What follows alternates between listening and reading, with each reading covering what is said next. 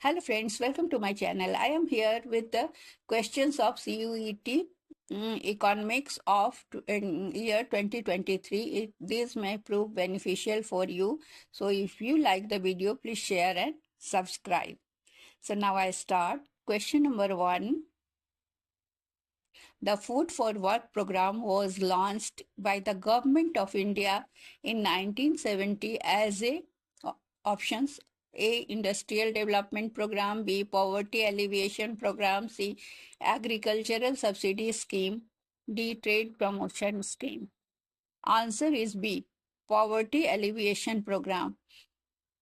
The Food for Work program was introduced to generate employment for the poor. Workers were paid in food grains for their labor, helping to reduce poverty and improve rural infrastructure.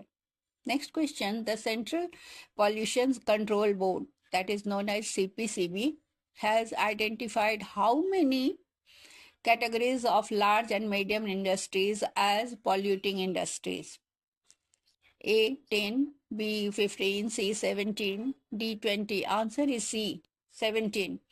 The Central Pollution Control Board CPCB has identified 17 highly polluting categories of industries based on their environmental impact. Question number 3. Rural periodic markets are A. Direct producers of capital formation, B. Not related to economic development, C. Direct contributors to industrial growth, D. Not a direct source of human capital formation.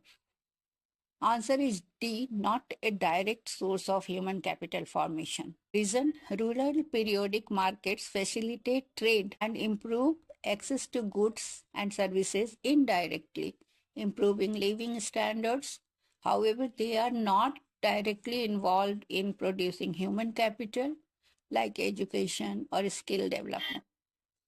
Question number 4. The government's budget has three main components: A. Taxes, expenditure, and public borrowing.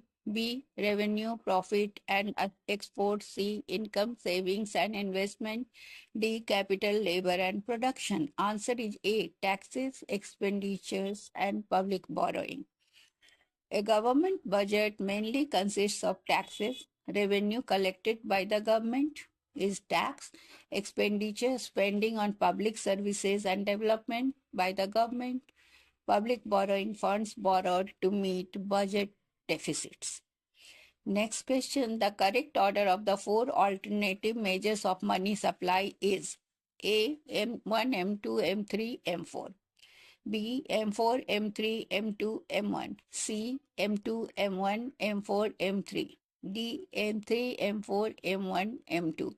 Answer is A. M1, M2, M3, M4. The four measures of money supply are arranged from narrow to broad, as M1 is currency plus demand deposit, M2 is M1 plus savings deposit with post office, M3 is M1 plus time deposits of commercial banks, M4 is M3 plus total deposits with post office savings banks. Next question. When demand is more than the level of output produced at full employment level, this situation is called A. Excess demand, B. Deflation, C. Inflationary gap, D. Deficient demand. Answer is A. Excess demand. Excess demand occurs when aggregate demand exceeds aggregate supply at full employment level, leading to upward pressure on prices and causing inflation. Next question. The reform in the government's taxation and public expenditure policies are concerned with A. Monetary policy, B. Fiscal policy, C. Trade policy, D. Industrial policy. Answer is B. Fiscal policy. Fiscal policy refers to government decisions regarding taxation and public expenditure to influence economic activity.